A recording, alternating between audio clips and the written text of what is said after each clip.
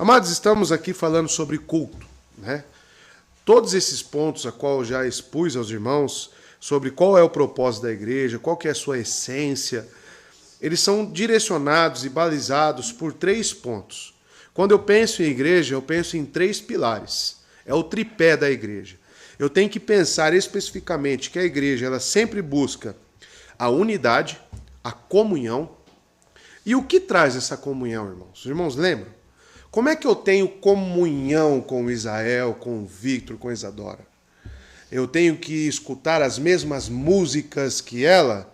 Eu tenho que gostar dos mesmos pratos que ela? É isso que traz comunhão? É se ela entrou aqui num dia ruim e não me deu bom dia? É isso que vai balizar a minha comunhão com ela? O que é que me traz a comunhão, irmãos? A palavra, a doutrina, o entendimento bíblico. Afinal, é um só Espírito. Correto?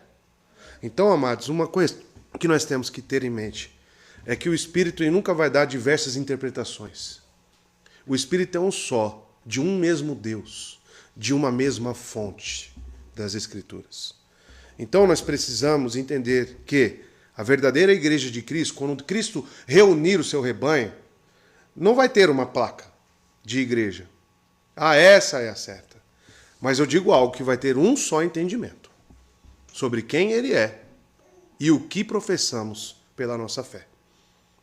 Então, buscamos essa unidade e a revelação bíblica ela é perfeita para isso, né? Através de estudos sérios, né? De sinceridade para com as Escrituras, nós buscamos esse entendimento.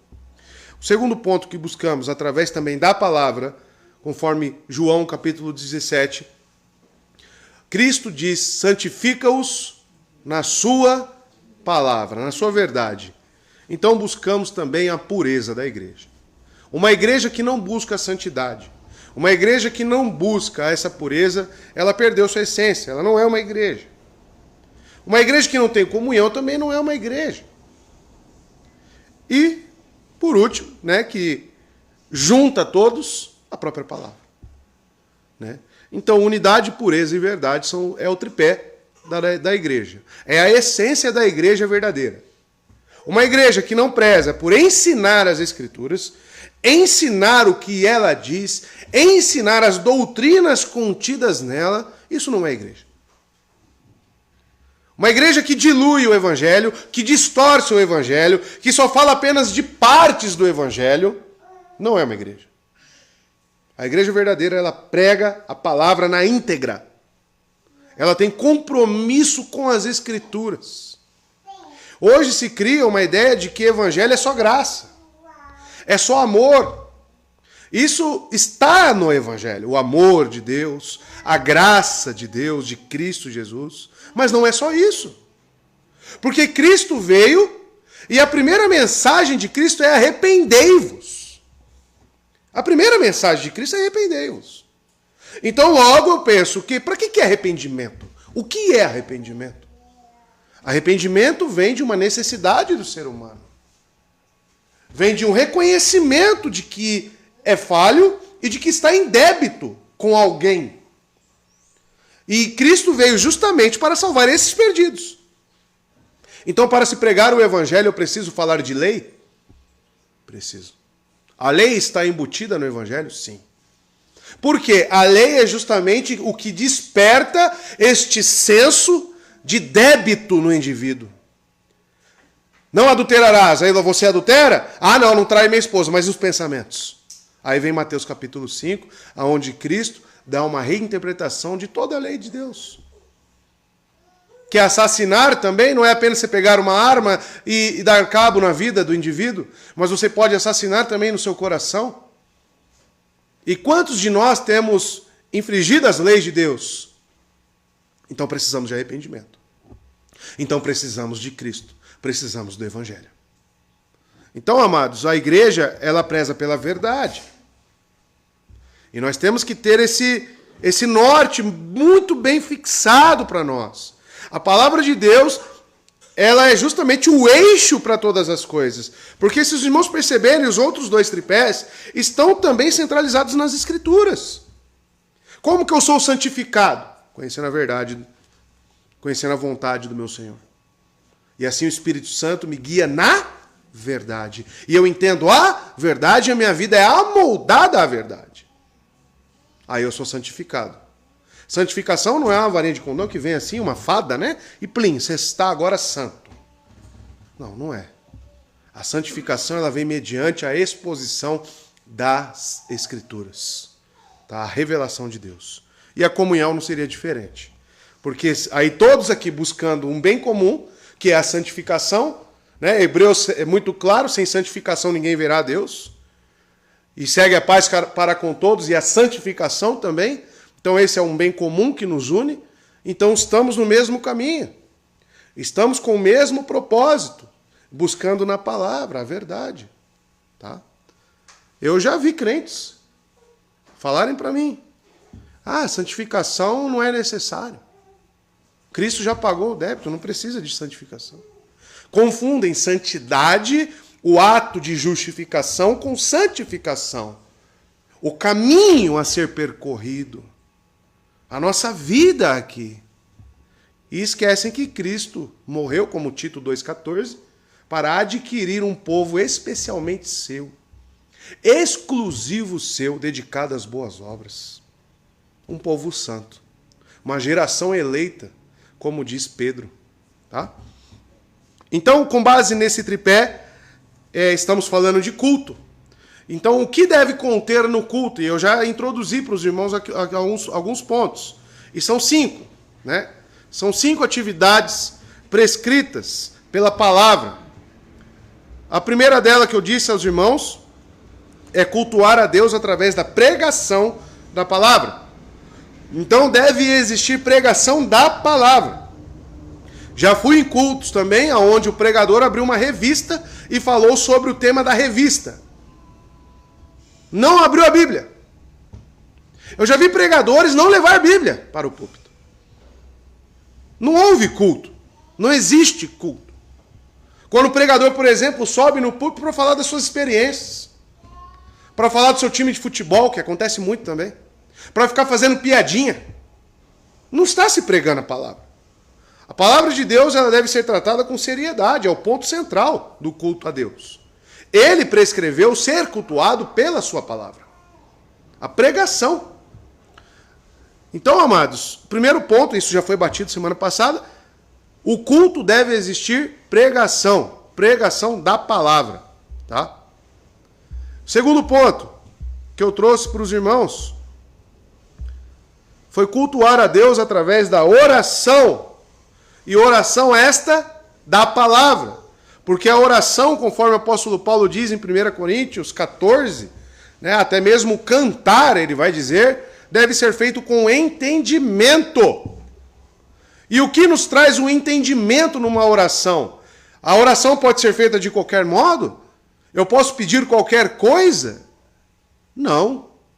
A oração deve ser feita através do balizamento também do que a Escritura me ensina. Quais são os assuntos espirituais que eu posso pedir e direcionar a Deus? Eu posso ficar pedindo a Deus para que Ele me dê um carro novo? Eu posso ficar pedindo a Deus, por exemplo, para que Ele me dê o prêmio da Mega Sena? Eu posso ficar pedindo isso a Deus? Isso são propósitos eternos? Tem embasamento nas Escrituras para isso? Então a oração, que também faz parte do culto, né, isso seguindo o princípio regulador do culto, como igrejas reformadas, né, está a oração da palavra. E quantos salmos nós temos de orações para aprender a orar? Quer aprender a orar? Quando vem um novo convertido, não sei orar, pastor. Leia salmos. Veja lá Davi suplicando, Davi orando, confessando culpas, né, confessando seus pecados. Está tudo ali os elementos da oração. Salmos. Então não é para se existir dúvida, né, para um cristão que contém este livro em suas mãos. Basta lê-lo. Problema, irmãos. Problema, sinceramente falando, é que a maioria das igrejas e do povo de hoje, eles não têm compromisso com isso. Eles não querem ter compromisso com as Escrituras. Eles não leem as Escrituras. Eles não examinam o que está aqui como o povo de Bereia. Estão lembrados? Atos capítulo 17, o próprio apóstolo pregando, e eles será que isso está na verdade? E consultavam. Eles só validavam a mensagem do apóstolo como verdadeira quando eles consultavam nas Escrituras.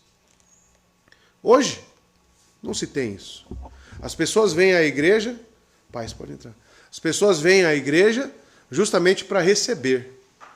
As pessoas querem vir atrás de bênçãos, né? Eu vou na igreja porque eu quero ser abençoado. Você já veio com o propósito errado. Nós estamos aqui para cultuar a Deus. Então é mais um ato de devoção do povo eleito, do povo salvo de Deus, do que para receber alguma coisa. Acabamos sendo abençoados? Sim. Mas veja, é um sentimento, é uma motivação totalmente contrária do que vir aqui para querer algo. Tá? Então a nossa intenção é sempre buscar a Deus, cultuar a Deus pela sua palavra. Então pregação, oração. E agora chegamos no terceiro ponto, e esse eu não passei ainda para os irmãos na última semana, que é cultuar a Deus por meio de ver a palavra nas ordenanças. E quando eu falo ordenanças em culto, eu estou falando especificamente de 2 sacramentos ordenados nas Escrituras. Que esses sacramentos são justamente o batismo e a ceia do Senhor. A igreja foi encarregada de 2 ordenanças bíblicas: o batismo do crente e a ceia do Senhor. O batismo é um testemunho público de arrependimento, veja aí, ó. Então, um testemunho público de arrependimento do pecado e um ato de obediência ao Senhor.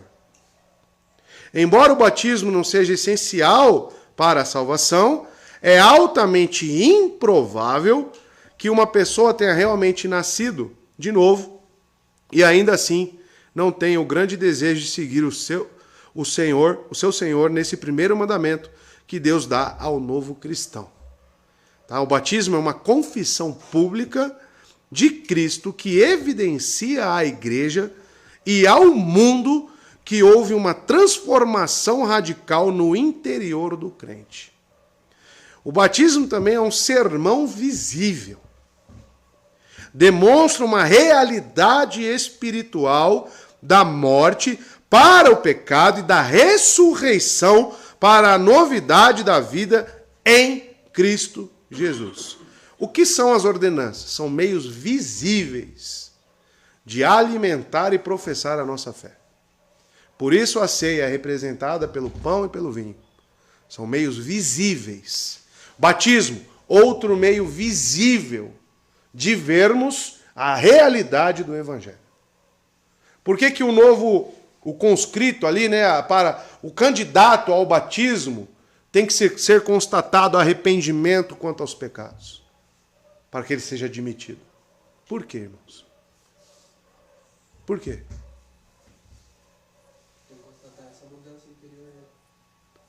Tem que constatar essa mudança interior. Mas o que isso significa?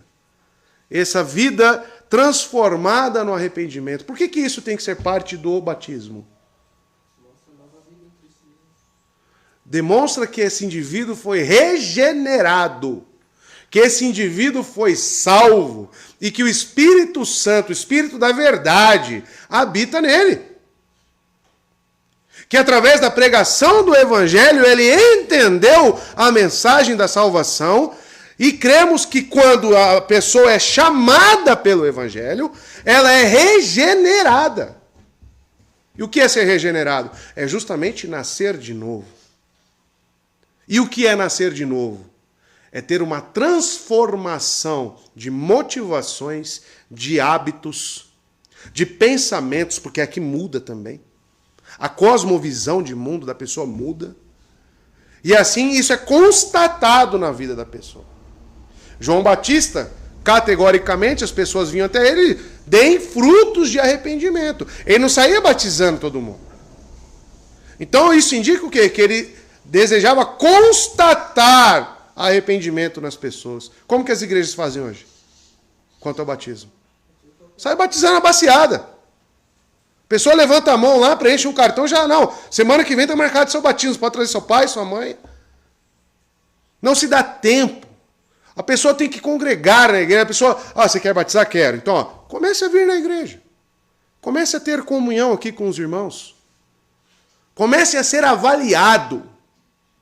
Tá? A igreja deve estabelecer juízo, irmãos. A igreja deve estar com os olhos atentos. 1 Coríntios capítulo 6, tá? Para com essa história, não julgueis. Eu já vi batismo de pessoas amaziadas. Amaziadas. Aí fala, mas ela está em pecado. Não, mas quantos de nós não temos pecado? Ainda entram com este argumento. As pessoas falam, quando eu batizei eu tinha um monte de pecado, depois Cristo foi me limpando. Foi me regenerando, né? Como se não fosse um ato só, mas fosse algo contínuo. Um entendimento errado. Totalmente distorcido da palavra. Então, amados, deve ser constatado frutos de arrependimento. E se você foi batizado cheio desses pecados horrendos, talvez o seu batismo não foi administrado de uma maneira correta.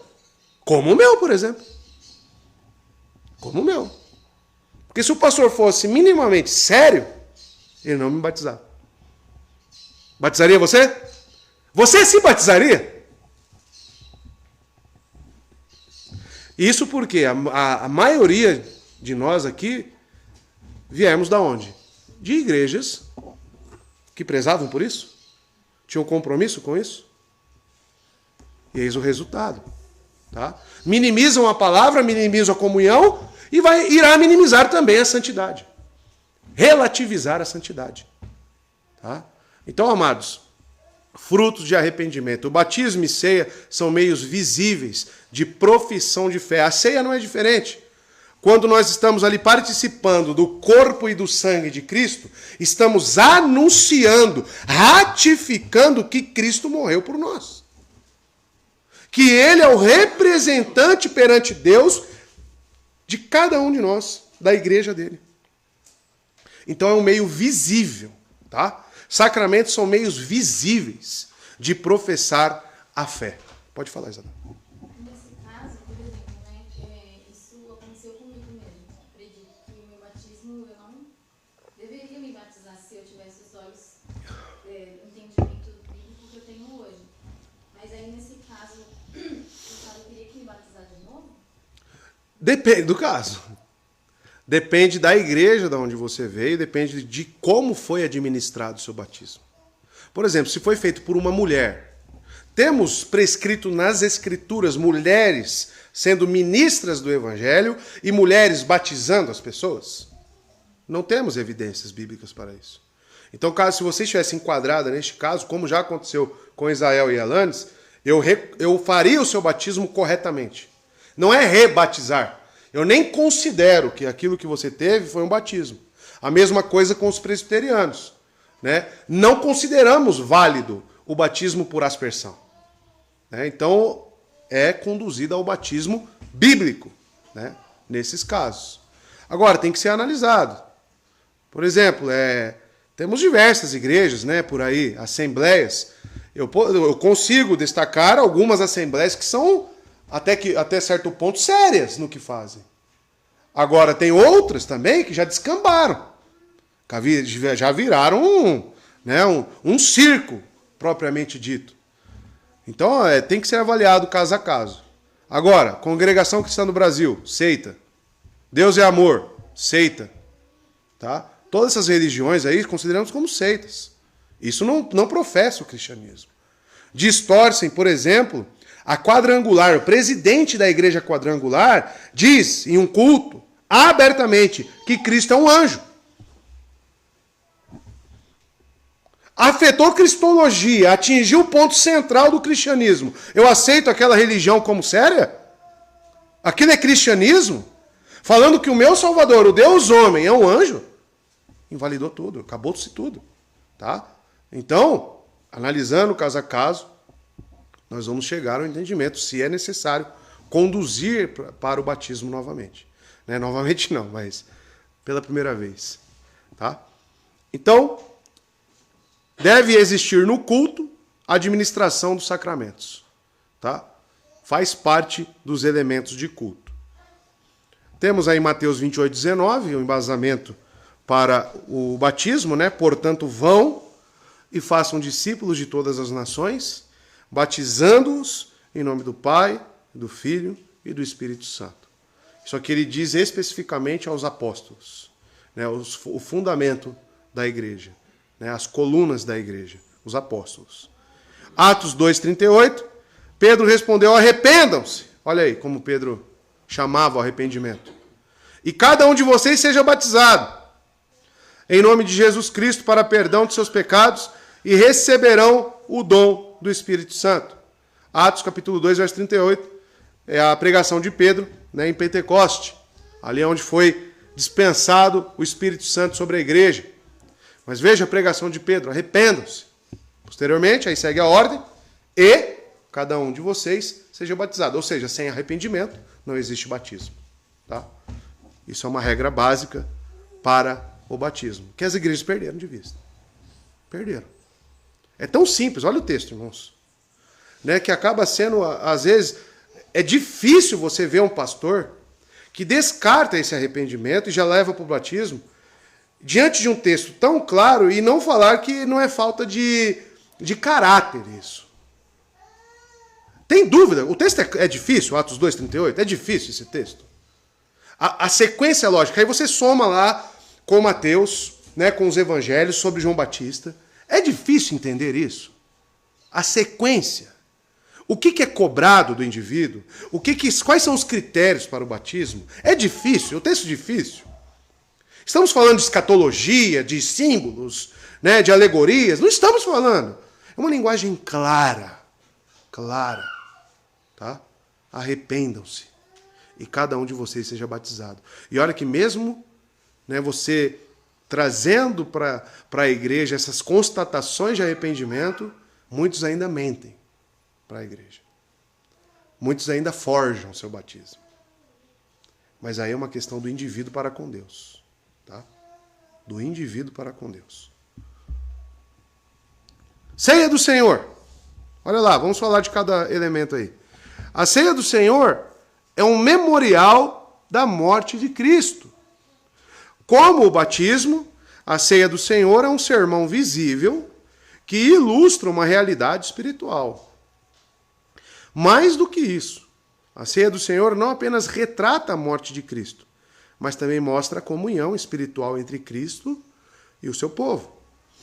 Então não é só um simbolismo, é um sacramento espiritual. Tá? Ela também é chamada de comunhão, porque mostra como Cristo e seu povo estão unidos em um só corpo. A participação do pão e do vinho ilustra como o povo de Deus tem união e comunhão com Cristo pela fé.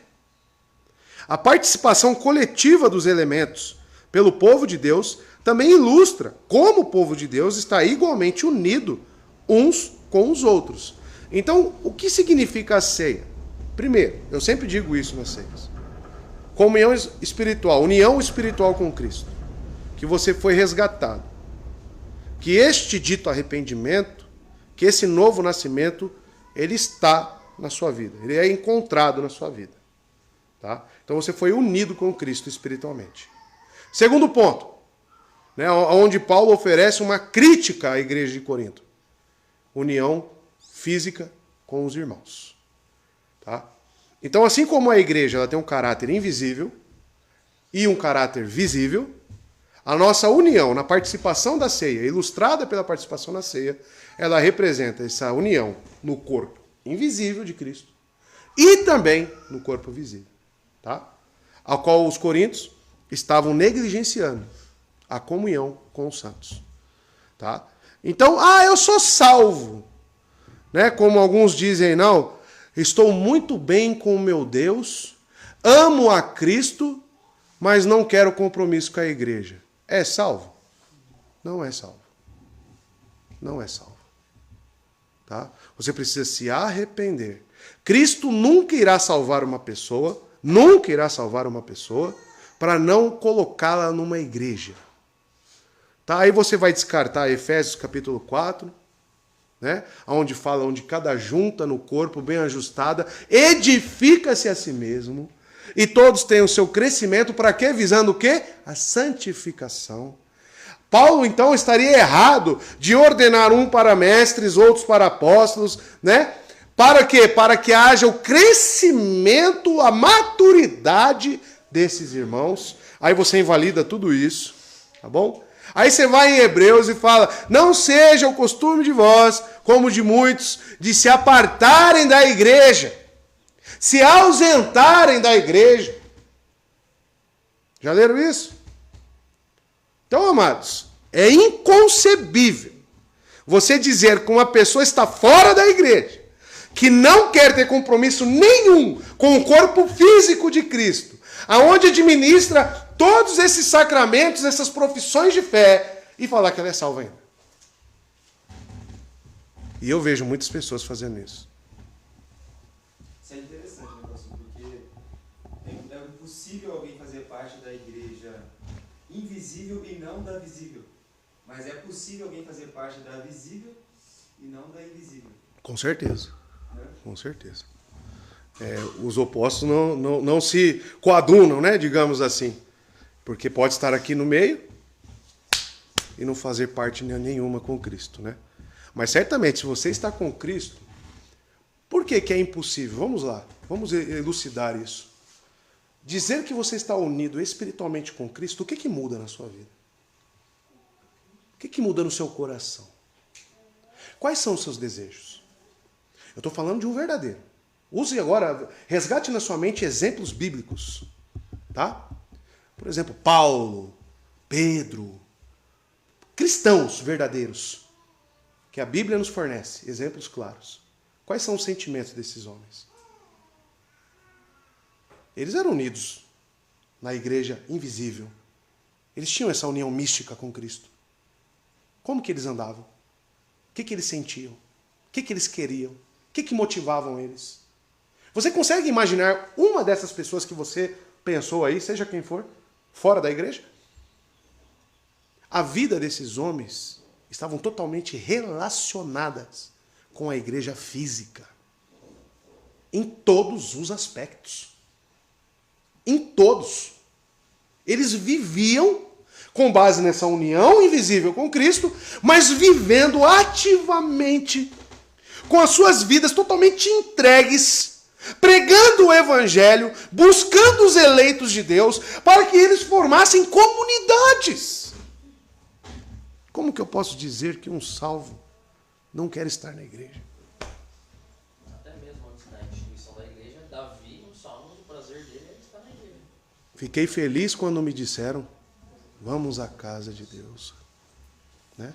Oi, Ju. Minha mãe, né, quando ela estava, né, ela tinha saído da outra igreja, nossa, agora ela está voltando, né? Ela falou que todo dia para ela, todo domingo, né? Todos os dias de culto era como se ela sentia um peso, a vontade dela de estar na casa do Senhor era imensa. Exato. E ela ficava com aquilo, ela falava, eu preciso, meu Deus. Então o desejo dela, né, a vontade era estar. Porque isso são características de uma pessoa regenerada, né? Agora, muito me estranha a pandemia. Ó, depois que deu a pandemia, irmãos, tem gente que nunca mais voltou para a igreja. Vocês sabiam disso? Ah, mas estou acompanhando aqui online, pastor. O que significa? Cadê a comunhão? Cadê a troca? Cadê a oração pelos outros? Cadê a preocupação com o corpo? Né? Ah, sei, eu administro aqui, eu e minha família aqui. Ah, você é ministro? Não é qualquer um que pode administrar ceia, irmãos. Não é qualquer um que administra batismo. Deus instituiu os seus líderes. A igreja possui seus líderes, diáconos, presbíteros, e é Deus quem colocou eles. Para quê? Para justamente cuidar desta parte espiritual. E as pessoas, irmãos, têm perdido isso de vista. Tá? Então tem dois textos aí, 1 Coríntios 10, 16. Não é verdade que o cálice da bênção que abençoamos é uma participação no sangue de Cristo? E que o pão que participamos é uma participação no corpo de Cristo?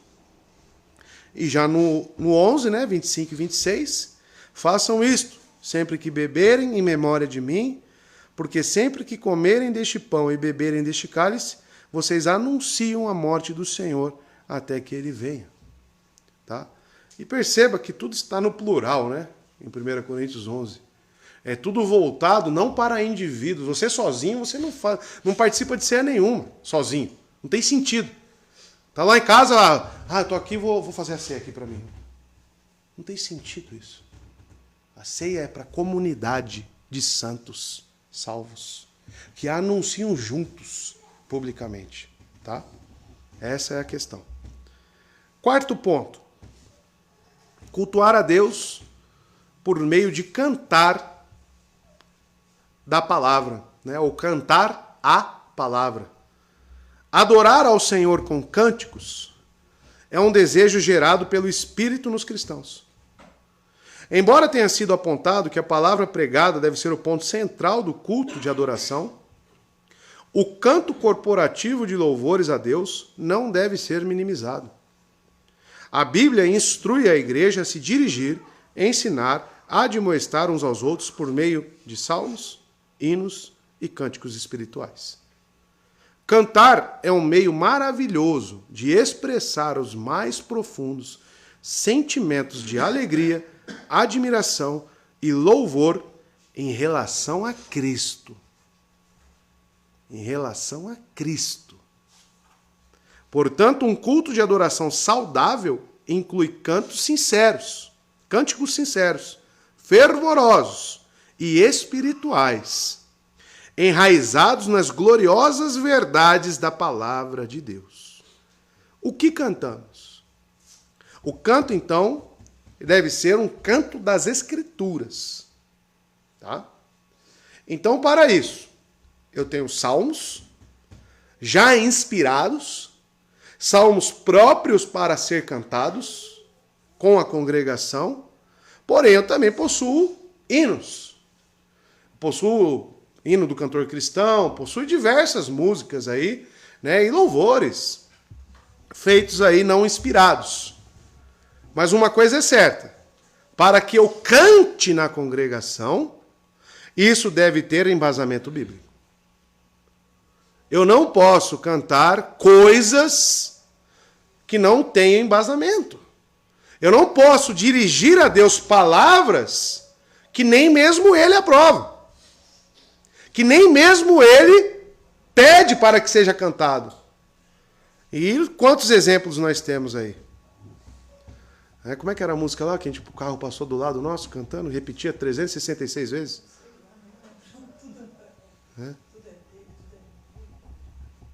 Não lembro, mas é uma repetição enfadonha, né, de palavras, e fica naquilo, e a música não sai daquela repetição. Tudo posso, tudo posso, tudo posso, tudo posso. Né?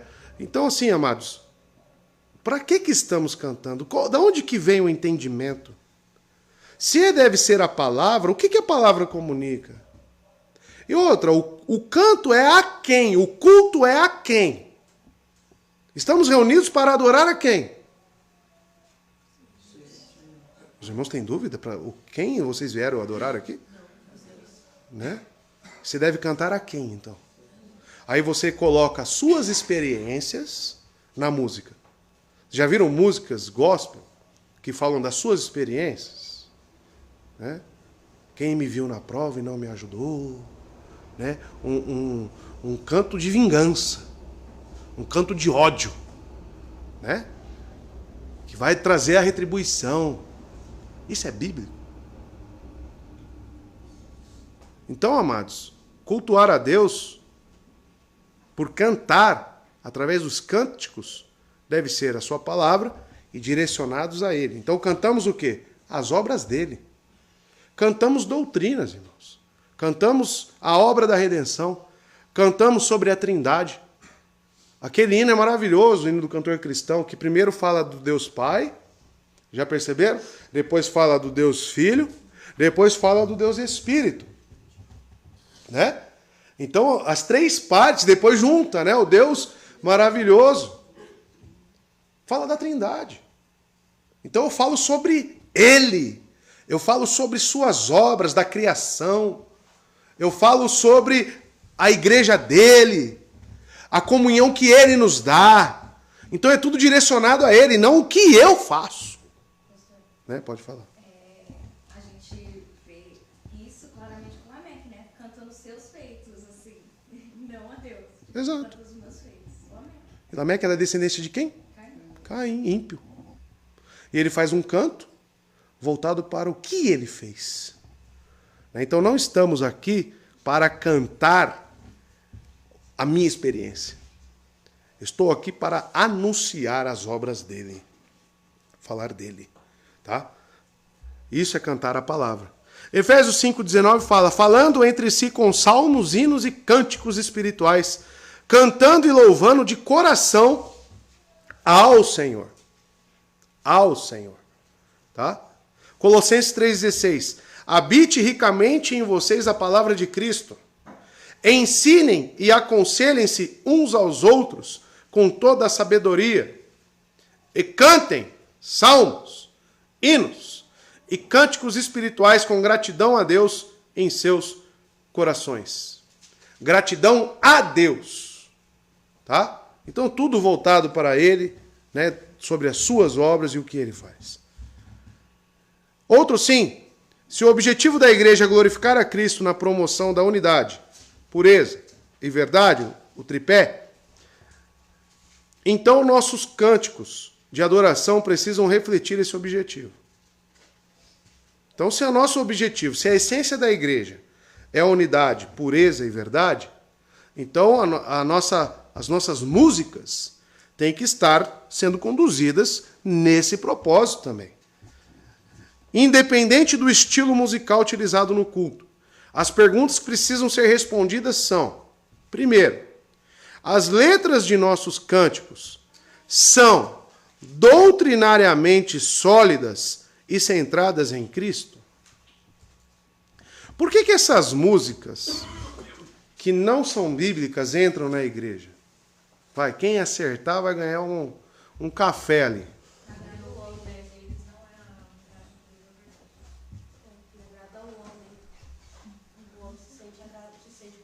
Mas qual que é a porta que os irmãos acham que foi aberta para que esses tipos de música adentrassem a igreja e se tornem a parte central do culto, né? Às vezes 40, 1 hora de música. Atrai mais gente. Mas tudo se inicia com a falta de compromisso com a verdade. O pastor ele tem por obrigação pegar aquela pastinha ali, ó, essa pastinha aqui, e conhecer o que tem aqui. Isso é a função do pastor. E saber se o que estão cantando aqui tem embasamento bíblico ou não. Amparato bíblico ou não. Agora, se o camarada nem no seu sermão tem esse compromisso de falar a verdade, você acha que ele vai ver isso? Aí está a porta de entrada para tudo quanto é tipo de heresia, tudo quanto é tipo de cânticos voltados para o homem, a falta de compromisso com as Escrituras. Né? Pode falar. Tem muitas igrejas, a maioria hoje, elas veem o momento de louvor como um momento de, como se fosse um complemento da palavra, ou uma preparação para a palavra. Porque eles podem ver que em muitas igrejas, eles fazem um momento de louvor, aí tem um momento de ministração, que ele fica falando alguma palavra ali, e aquele momento não é focado para adoração e exaltação a Deus. Como é que aquele cara fala lá? Quem precisa ser ministrado somos nós, né? Lembra?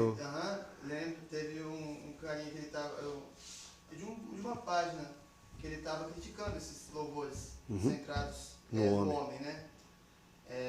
Antropocêntricos, né? E o rapaz, esse daí que gosta, né, desses louvores assim, ele foi e começou a criticar esse outro rapaz que ele falou: mas o louvor não é para Deus, não precisa ser ministrado, ele falou. O homem precisa ser ministrado. Ou seja, a visão dele foi exposta ali, que ele enxerga o louvor como um momento de ministrar o homem, não a palavra. Porque o certo é a palavra que ministra no coração do homem, mas não o louvor. O louvor é exclusivo para Deus e exaltação a Deus. E o problema é, ele precisa definir o que é esse ministrar. Exatamente. Né? Porque muita coisa pode estar inserida nesse ministrar. Emocionalismo. Geralmente Né? é para dar aquela motivação, né? Espiritualizada, né? Aqueles louvores motivacionais, né? Se sentir flutuando, né? Ou exaltar o homem, né? Muitos usam argumentos que o homem está muito para baixo, muito triste. O louvor é para levantar o ânimo dele. Dar uma Dar uma melhorada, né? Isso, no astral. Aí fala sobre as vitórias dele, né? Isso mesmo. Não mostra a necessidade. Não de Cristo, né? A vitória dele, né? Não mostra a necessidade. É justamente o caminho contrário. Não mostra a necessidade que ele tem de Cristo, mas a necessidade que ele tem de ser exaltado pelo próprio homem que está ali louvando. Exato. É um louvor coach. Um louvor coach, isso mesmo. A preparação, né? Eu lembro que um dia eu estava estudando sobre essa questão do louvor, e na leitura mesmo da Bíblia, em Deuteronômio, o Senhor que compôs o hino e dá para Moisés, e ele fala para ele escrever. E é justamente o oposto Que hoje ocorre, né? que acabou de contar. Ele até fala aqui, Deuteronômio 31, aí ele começa no verso 19, o Senhor falando para Moisés: agora escrevam para vocês essa canção, ensinem aos israelitas e façam-nos cantá-las, para que seja uma testemunha ao meu favor contra eles. Aí ele vai falar, ele vai recorrer falando de todos os atos que o Senhor fez para aquele povo que era rebelde. Aí você pega o conteúdo do que Deus compôs. Só os atos dele com o povo rebelde. Exato. Que é uma base, né? Né? Como deve ser. Jó, quando entra com os questionamentos, já leram Jó? Já viram as respostas de Deus para Jó? Onde você estava quando eu tracei os limites da terra? Onde você estava, Jó? Né? Exatamente, quando eu fiz os céus. Onde você estava, Jó? Né? Ou seja, as dúvidas de Jó estavam voltadas mais para ele do que voltadas para a glória de Deus e o propósito divino dele. Aí Deus oferece aquelas respostas, né, que era melhor nem Jó, né, ter entrado nessa. Né? E às vezes nós entramos, nós falamos de Jó, mas nós questionamos Deus também.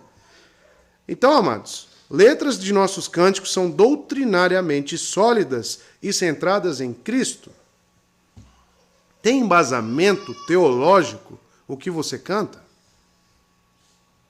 Para de falar ou pensar que música não tem teologia. Teologia é justamente o estudo de Deus. Você pegar a sua palavra e examiná-la, você já está tendo contato com teologia. Você está querendo entender quem é Deus e a sua vontade. Isso é teologia pura. Né? Aí as pessoas falam, não, o evangelho é uma coisa, teologia é outra, isso aí fica lá só no seminário. Olha o nível de ignorância. Aí por isso que cantam qualquer coisa. Né?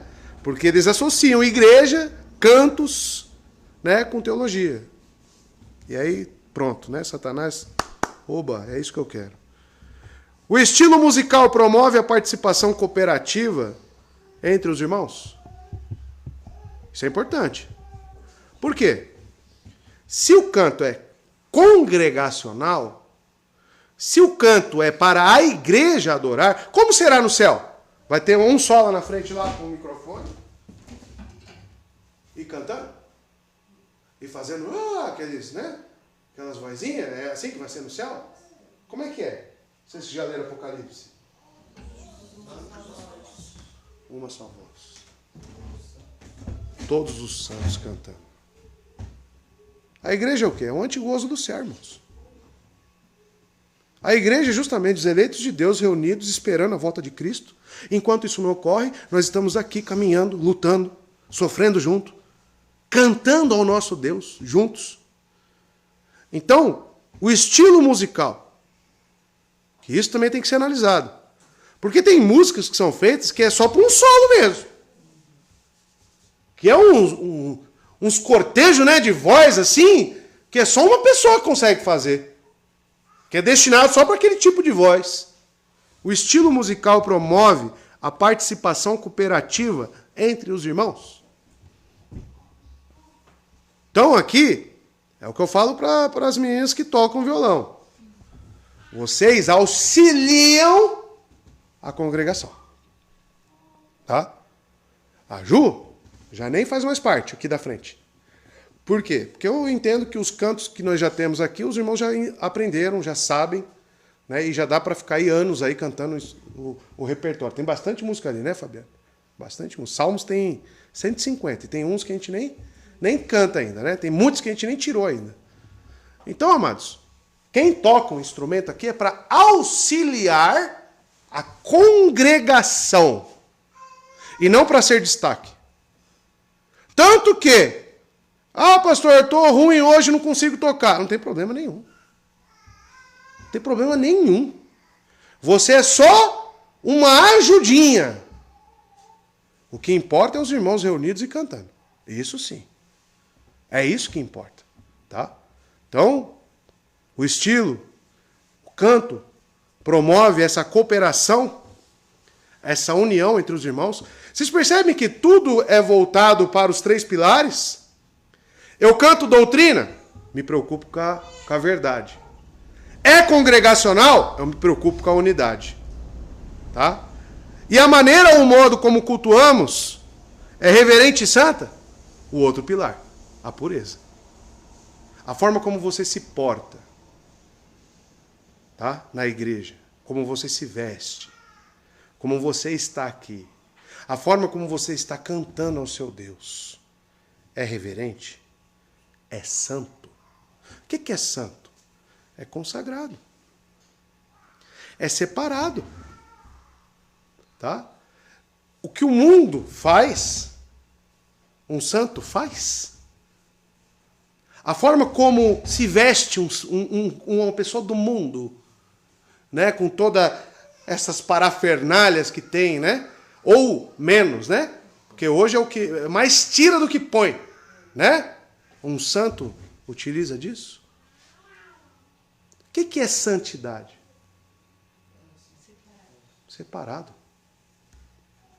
Aí olhem para mim, o meu portar, o meu visual, porque tem crente que fala, o visual não importa. Visual, importa sim. Importa sim. Tá? Você vê no Pentateuco, você vê em Deuteronômio algumas instituições de Deus justamente para distinguir. Não raspem o cabelo do lado, não façam isso, aquilo, outro. Por quê? Porque existiam povos seculares, pagãos. E Deus queria distinguir. A circuncisão foi justamente para isso também. Para mostrar que aquele povo era um povo separado. Aquele povo era um povo escolhido. Agora o crente hoje quer se assemelhar ao mundo. É separação, meu amado. É separação. Tá? Então, se eu estou numa igreja, tudo que eu faço tem que converger, né, ou convergir para a unidade, pureza e verdade. É reverente a forma como você se veste? É reverente a forma como você fala? É reverente a forma como você se porta? É reverente? Quantas pessoas já falaram para mim, você é muito sério, você é muito severo. Não é questão de ser severo. É a questão de você ter um compromisso e saber o que você está fazendo aqui. Você ter um entendimento, né? Pode falar, Marisa. Essa questão de se vestir, por exemplo, sempre foi uma dificuldade para mim. Tanto o exagero, quanto também o tirar, né? Tirar muito. Sempre foi. Quando eu me converti, por exemplo, eu entendia para mim, de acordo com o que eu li, eu era nova convertida, não tinha praticamente entendimento sobre isso. Eu entendia de uma maneira clara aquilo que era falado. Você tem que se vestir decentemente. Ali não falava se era com saia até no pé ou se era um vestido acima do joelho. Não falava. Então a gente tem que ter um senso do que é decente. A calça que eu estou vestindo hoje, para mim, é decente. Agora, se eu tivesse com uma leg super apertada, para mim não é decente. Assim, tem gente que coloca uma leg com uma blusinha mais compridinha, aí vai, né? Só que se for uma blusa mais curta, não. Aí eu lembro, e eu estava conversando com a minha mãe outro dia, falando dessa questão de vestir. Que quantas pessoas que hoje fazem parte de uma igreja reformada, presbiteriana, por exemplo, que foi o que eu vivi de perto, que não conseguem entender essa questão do pode ou usa um top. tranquilamente, né? Usam top e não acham que aquilo é escandaloso. Ao meu ver, é escandaloso. Você está mostrando uma parte íntima, entendeu, do seu corpo, que é a barriga, principalmente por ser da mulher, algumas partes do homem, eu acredito assim, que não são tão, assim, também mas não é tanto quanto da mulher. Da mulher chama mais atenção. Estava conversando com a minha mãe, outro dia, eu lembrando, né, de quando eu me converti lá atrás, eu tinha esse problema com algumas pessoas, não eram todas, e eram mais, na sua maioria, jovens, da Presbiteriana de Una, que é onde eu morava lá com meus pais na época. E aí eu falando, a minha mãe falou, porque tem gente que parece que não é crente não, fala, você tá lá na igreja direto tudo, mas se veste igualzinho os outros na rua.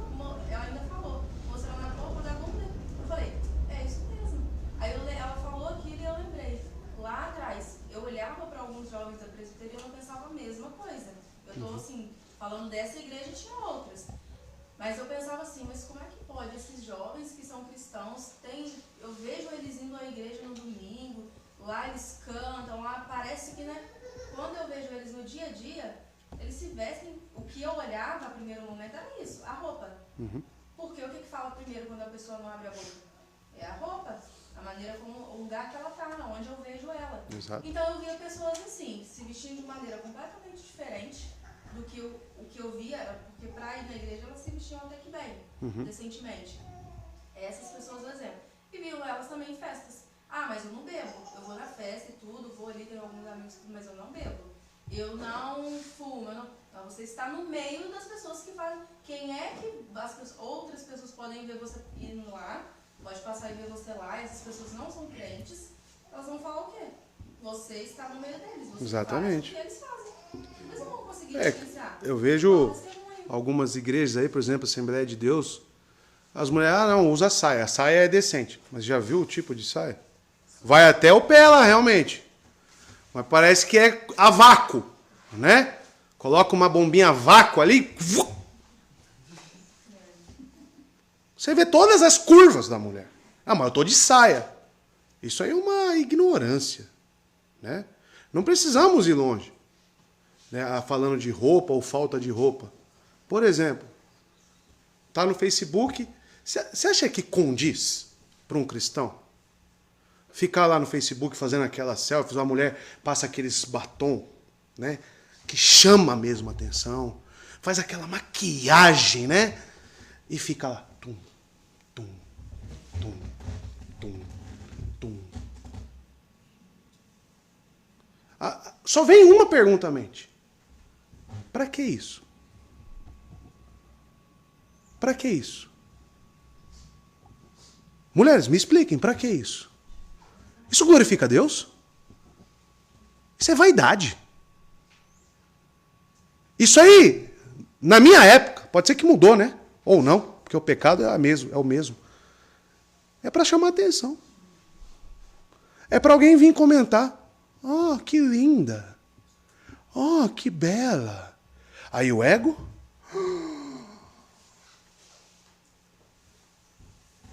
Aí o homem, porque agora vamos falar do homem também. Vai pra academia e fica lá. Tá. Aí as costas parecem 2 calombinhos. Tá. Pra quê? Pra que isso? Isso glorifica a Deus? Isso é santo? Isso é reverente? Se você provar pra mim que é santo e reverente, aí a gente muda toda a estrutura aqui. Né? Ele está no contexto de cantar, né? Aí faz essas duas perguntas reverentes. Esses dias eu estava em casa, era um sábado, eu estava em casa com meu pai, e na frente de casa tem um bar, né? E tava lá tocando a música. Só que teve um momento que tipo, a música estava muito alta. Agora eu tava muito, tipo, me incomodou e fui sair pra fora, porque tava um absurdo. Só que não era o bar tava a mesma música lá baixinho, era a igreja lá do outro lado. E tipo, você vê a maneira, o culto, como aqui tá falando irrelevante, se é santo, se é reverente, acho que tem muitas vezes por isso, a pessoa pulando, dançando, rap lá. Não, é em tudo, Israel. É como se veste, é em tudo a reverência. Exatamente. Né? Porque se a pessoa ela não sabe se portar nesses usos e costumes, digamos assim, na sua vida pessoal, e não é a igreja que vai falar, ó, não põe. Isso vem de uma consciência cristã. Então, se você conhece o seu Salvador, a forma como você se reúne no local de igreja, isso não muda. Não muda nas outras esferas. Porque quando eu estiver na praia com a minha esposa, né, como já aconteceu, eu falei para ela, põe um shorts mais longo e uma camiseta. Quem tem que ver as suas curvas sou eu, que sou seu marido. E mais ninguém. Ah, mas todo mundo vai estar de biquíni. É. Essa grande massa do todo mundo vai estar à esquerda de Cristo sendo reprovada. Nós servimos a Deus. É diferente. Né? Uma coisa que me fez pensar é, esses locais que talvez você visite, se fosse seu filho, você levaria ele lá? Nessas bebedeiras? Você levaria seu filho? Você gostaria que seu filho fosse aquelas pessoas a qual que você convive? E por que você vai, então? Então nós temos que começar a avaliar essas coisas, irmãos. Sei muito bem aqui qual que é o foco, que é o canto, mas tudo está relacionado. Né? Porque como é que eu vou cobrar a pessoa a reverência no canto, sendo que ela não tem reverência nem no seu vestir? Então precisa mudar o quê? A consciência, a cabeça da pessoa. E é a palavra que vai fazer isso. A gente orienta, aconselha, fala, ó, não é bem por aí, isso não condiz, não faz isso. Aí a pessoa vira e mexe, permanece nisso. Então, chega um ponto que fica sustentável. Fala, vai viver onde você quer viver no mundo. Aqui não é o seu lugar. Aqui não é o seu lugar. Simplesmente assim. Tá? Rebeldia a gente trata como na Bíblia, né? Muito claro. Embora uma expressão contemporânea de adoração possa ser espiritualmente refrescante, o culto é dirigido a um Deus santo e nunca deve ser guiado pela nossa cultura secular. Devemos lembrar que o secularismo é o oposto da santidade. Você gravou essa frase? O secularismo é o oposto da santidade. O culto nunca deve ser casual. A Escritura mostra que algumas pessoas morreram por não levar o culto a sério. Aí tem um texto aí de Levítico 10, verso 1 a 3. Nadab e Abiú, filhos de Arão, pegaram cada um o seu incensário, nos quais acenderam fogo, acrescentaram incenso e trouxeram fogo profano perante o Senhor, sem que tivessem sido autorizados. Então saiu fogo da presença do Senhor e os consumiu. Morreram perante o Senhor. Moisés então disse a Arão, foi isto que o Senhor disse, aos que de mim se aproximam, isso aqui é a fala de Deus, aos que de mim se aproximam, santo me mostrarei. Você veio aqui fazer o que hoje? Você veio se aproximar de alguém aqui hoje? De Deus. Então isso é para mim e para você. Aos que de mim se aproximam, porque mudou o Deus aqui de Levítico para o nosso hoje? Não mudou. Aos que de mim se aproximam, santo me mostrarei. À vista de todo o povo, glorificado serei. Arão, porém, ficou em silêncio. Por que você acha que Arão ficou em silêncio? Porque é os filhos dele aqui.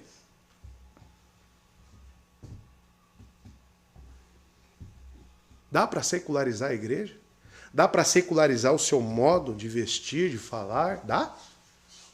Você vem periodicamente se aproximar de Deus.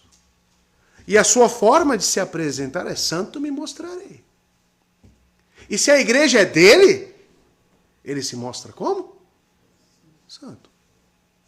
Se a palavra é dele, ele se mostra santo. E assim em todas as coisas. Então aqueles que se aproximam devem se aproximar em santidade. Separação. Tá? Então, amados, eu vejo muitas pessoas com dificuldade quanto a isso. Eu vejo muitas pessoas que não entenderam isso ainda. O que te falta? O que te falta? Conversão? Temor? Porque talvez você não conheça a santidade de Deus.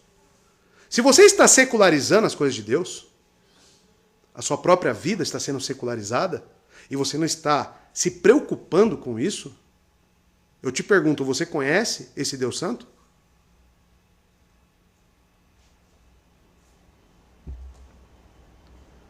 João Calvino, ele comenta esse texto de Levítico 10, verso 1 a 3, dizendo o seguinte: Nadab e Abiú, os filhos de Arão, uma circunstância memorável é aqui registrada.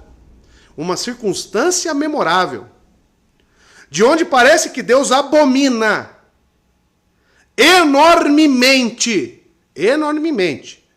todos os pecados pelos quais a pureza da religião é corrompida. Aí você tem que pegar isso e destrinchar na sua mente. Como que a pureza da religião ela é corrompida? Como que isso começa? Quais são os pontos que corrompem a religião que Tiago diz que é imaculada? Correto? Qual que é a verdadeira religião que Tiago diz? E não se corromper com o mundo. Vamos ler? Abra aí, Tiago. Capítulo 1, se eu não me engano, no finalzinho. Verso 27. Capítulo 1, verso 27. Para que fique claro. Tá? O que aconteceu com Nadab e Abiú repercute aqui, ó, nesse texto. Tá? Capítulo 1, verso 27. A religião, qual que é a sua religião? A nossa religião. Cristianismo. Então é sobre essa. É a de Tiago também? É a de Tiago. A religião pura. Pura, hein? E imaculada.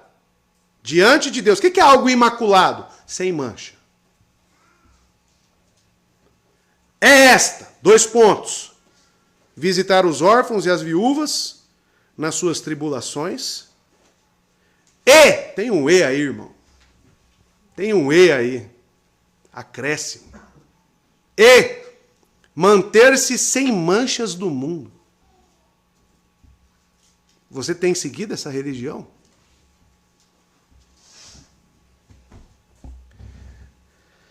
Voltando para Calvino. Todos os pecados pelas quais a pureza da religião é corrompida, Deus abomina enormemente, Calvino diz. Com base no texto de Levítico. Aparentemente era uma transgressão leve usar fogo estranho para queimar incenso. Ah, ele só mudou talvez o fogo. Ah, foi só um detalhezinho. E novamente sua falta de consideração pareceria desculpável. Ah, coitados de Nadab e Abiú, né? Coitados. Deus vai relevar isso aí. Pois certamente Nadab e Abiú não desejavam, por vontade própria ou intencionalmente, poluir as coisas sagradas. Mas sua precipitação os levou em erro. Talvez, irmãos, nem fosse a intenção realmente de Nadab e Abiú, como diz Calvino. Profanar. Só que eles estavam fazendo algo que não era prescrito. Aí você pensa aí na sua mente secularizada, Deus é amor. Deus ele não vai se importar com um detalhezinho só no seu culto, né? Pois bem, vocês viram o que aconteceu. Isso aqui não é conto da carochinha. Isso aqui é real, isso aqui é inspirado pelo Espírito, irmãos. E só para terminar, a severidade do castigo, portanto, não agradaria a essas pessoas arrogantes, que não hesitam em criticar arrogantemente os julgamentos de Deus. Mas se refletirmos quão sagrada é a adoração de Deus, a enormidade da punição de forma alguma nos ofenderá. Calvino está errado na sua percepção? De forma nenhuma. Porque eu sei que lá onde ele está, no céu, não entra pecado. Lá a adoração ela é totalmente dedicada a Deus e pura. Pura. Ah, mas nós somos pecadores, pastor. Pecadores santificados que têm o Espírito Santo dentro de nós. Que trabalha na nossa consciência e que direciona os nossos passos. Não é qualquer um. Tá? Pode falar, Isadora. O senhor falando sobre a passagem de Natan, viu? Eu lembrei da passagem que eles estavam carregando a arca. Mesma coisa. E, assim, com boas intenções, porque eles Oh. estavam com medo da arca ia cair. Estavam lá com os filisteus, né? Aí não, vamos levar de volta. Né? O importante é a arca estar lá. Aí relativizaram muita coisa, né? E aí, na hora de carregar, quase caiu. E por uma boa intenção de tentar ajudar, foi fulminado. Porque tinha a forma correta de carregar a arca. Era um ato de adoração prescrito por Deus. E ele negociou princípios na hora que fizeram errado? Mesmo sendo com boas intenções, né? Imagina. Tinha o pau certo. Tá? Apropriado, feito para a arca. Não poderia ser outro. Ah, mas é só para carregar. Vamos pôr um outro aqui, Deus aceita? Não. E pra cuidar do próprio povo, né? Porque se eles tivessem carregado do jeito certo, não teria o perigo de cair e alguém tentar pegar. Aí caiu. Exatamente. Tanto que depois Davi viu o erro, se arrependeu, aí ele mandou levar da forma correta. Né? Enquanto ficou na casa de quem mesmo que ficou? Esqueci o nome do... Esqueci, que foi abençoada a casa. Oi? Obed, né? Obed-Edom, né? Obed-Edom. Ficou na casa dele. Até Davi ver e fazer a forma correta e levar até Jerusalém.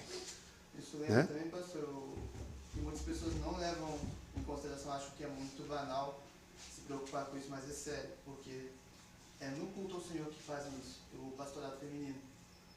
Porque Deus nos deu, olha, É carregar a arca exatamente, de forma olha errada. como é sério. Por quê? Porque Deus não prescreve na palavra, ele Não. proíbe, né? Ao contrário, ele proíbe o pastorado feminino.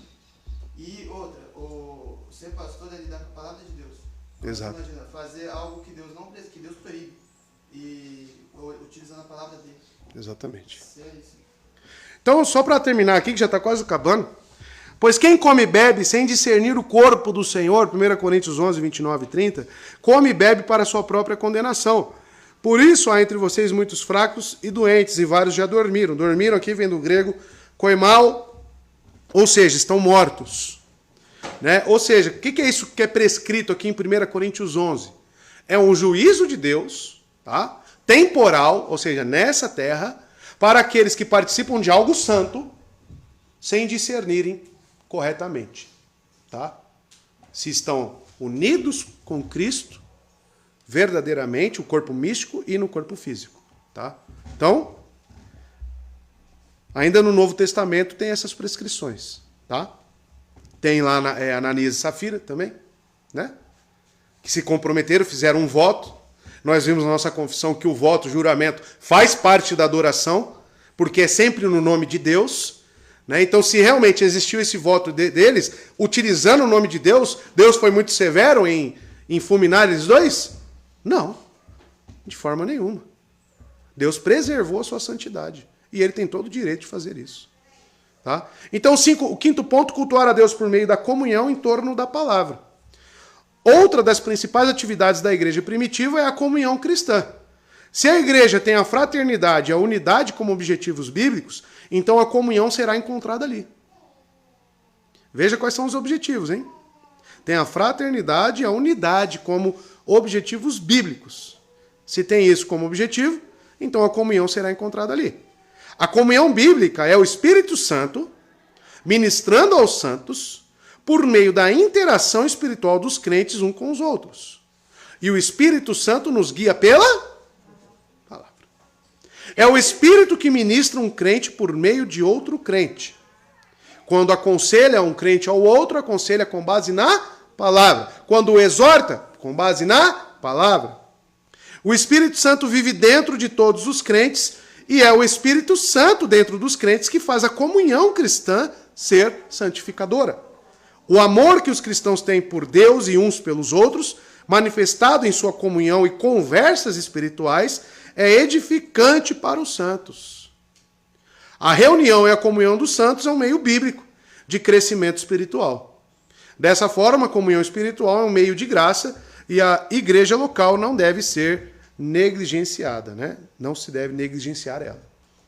Porque existe realmente essa troca. Atos 2, a igreja primitiva citada, eles se dedicavam ao ensino dos apóstolos, à comunhão e ao partir do pão.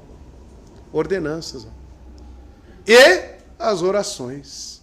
Você consegue ver todos os princípios aí do culto aqui na igreja primitiva. Tá bom? Seguindo mais adiante, entretanto, a comunhão cristã parece ter perdido seu lugar de importância nas prioridades de muitos membros da igreja.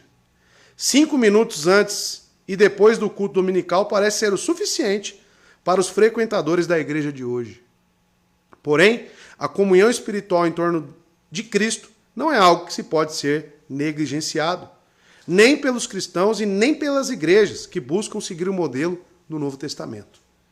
Os verdadeiros cristãos amam uns aos outros, eles amam o Senhor e assim desejam estar rodeados daqueles cujos corações são habitados pelo Deus vivo.